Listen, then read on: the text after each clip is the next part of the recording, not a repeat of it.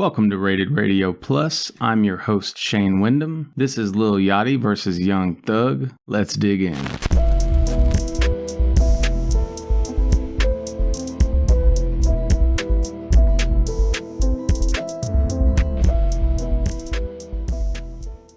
Alright, so we're going to start with Young Thug here, and the album that came up at random was Business is Business from 2023. Out of the 15 tracks, I thought 0 were great. Sounds a little harsh coming from me, but it's the truth. My bottom track, I couldn't choose between either Money on the Dresser or Uncle M, and my top track was With the Racks. The music makes me feel like I'm trying to eat bland ice cream with a toothache. This is Kanye West and Lil Wayne spliced. If those artists had nothing to say worth hearing and were saddled with a very heavy dose of Lil Pump's musical sensibilities. You have to imagine those other rappers I mentioned using auto-tune, which also makes the voice sound like it's bubbling in some witch's potion. He also mumbles, slurs, whines, and whispers randomly amid the bars. As short as many of the songs are, and with some occasionally solid instrumental foundations, you'd think more of this would land, but when you layer aimless verses alongside forgettable choruses, most of it ends up presenting like everything that's wrong with modern rap.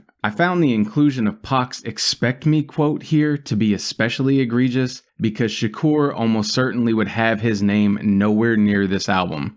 The lyricism is akin to what the dumbest kids in your graduating class would have written back in 5th grade. Don't misunderstand me. Certain pieces of this, specifically many beats and guest spots, are strong, and the production is competent. The headlining talent on display just clearly has an attention span that's fully hit rock bottom. It reminds me of one of those AI monstrosity videos, in that it's got an absent sense of intellectualism, a fundamental misunderstanding, if you will, of what's important in life. It's a sex, drugs, cars focus from someone who doesn't sound capable of getting sex or cars because the drugs have turned his brain to sludge. Feels like a sound effects hype man who somehow got his famous friends to put him on. And while I take no pleasure in being so negative, and nothing I say is about to change that Young Thug pulls nearly 30 million listeners per month, I can't lie about the fact that I am closer to hating this spin than I've been with most any others in roughly 5 years of podcasting and a lifetime of loving music. There are redeemable moments to be had, I freely admit,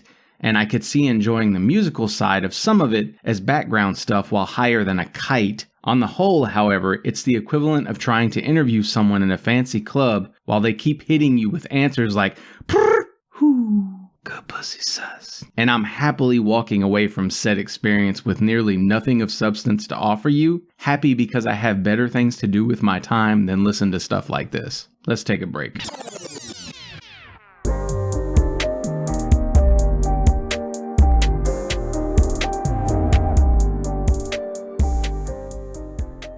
So the TikTok Billboard hit I listened to this time around was a song called QKTHR Quakether, I don't know, by Aphex Twin, something. Just, what is this these days? I think it's supposed to be Apex Twin, but it's got an H in it. I don't know for certain, but this sounds like it's probably an interlude on the album it comes from. It's also an instrumental, a bad one at that. I get the feeling it's supposed to be bad, but you just never know these days, especially not coming from TikTok's Billboard chart. What you're hearing is a note or chord changed every 4 times or so that it's struck. Sounds like an accordion being played, but there's piano bench and foot-sustained pedal noises going on in the background too. It's a short and pointless bit of completely uninteresting noise, likely being used in videos which make fun of political clowns, dance fails, etc. And there's no need for any of you to ever listen to this on purpose. 1 out of 10 stars from me. Now, let's go talk about Lil Yachty.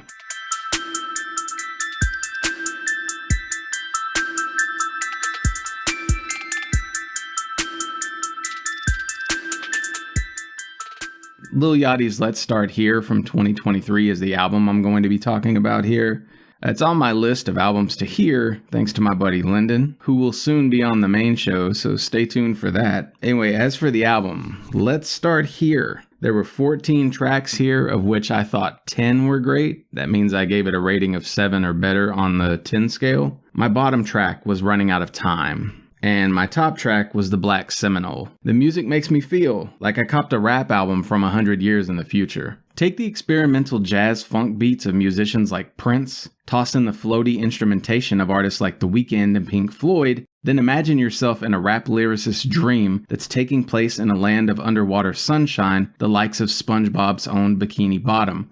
If the description sounds wild, that's because it is. And if you thought Childish Gambino's style was a ride, this artist's latest disc is a spaceship flight to the damn moon. The only thing I see open-minded listeners struggling with at all here is Yachty's voice, and only in places. For me, it's reminiscent of Andre 3000 when he's mostly just talking, which is something I'm partial to, but know it can, much like my own voice, leave something to be desired. Let's Start Here has a few weaker tracks and isn't something I'm going to turn on every day of the week, but it's a highly unique vibe whose themes are feel good and chill, proof that the melding pot of music our ears swim in is still capable of mind-blowingly solid bits of originality. And if this is representative of where music culture is headed, count me in. I don't usually care much for experimentation in heavy doses, but it just works immaculately well throughout most of this disc. It's reminiscent of Kanye's 808s and Heartbreaks, but with a poet's gentle and often sensual dreaming at the center. One could easily argue this isn't something most folks would be comfortable categorizing as a rap album, but I think that only stands to see it curry favor with a very broad audience. It's built about 75% for the TikTok generation and 25% for those who enjoy Floyd's Animals album. Such a strange musical intersection that one can't help marveling at it. One of those things you don't realize you need in your life until you get it. I hope more folks out there take a chance on it because it's worthy of serious celebration. Please like and subscribe if you're still listening, and remember you can send all kinds of feedback to rated_radio@yahoo.com. You likely know by now that Young Thug did not come out on top this week. It was a blowout for Lil Yachty if ever there was one. My apologies for the harsh critique of Thug's album. I'm fully open to the possibility of his other albums being worth hearing, but that will have to wait till another time. I'd also add that I'm unfamiliar with Yachty's other albums too, meaning Don't Come Crying to Me if you take a deep dive and the rest don't measure up. Trust me when I tell you though that the Let's Start Here album probably would have won against a solid 75% of albums you could have subbed in the verses here. It really is on another level and I'm itching for more. So that's going to do it for now. Catch the main show every Friday at 9, and I'll be back with more Rated Radio Plus in 2 weeks. Plenty of time to fill your world with music.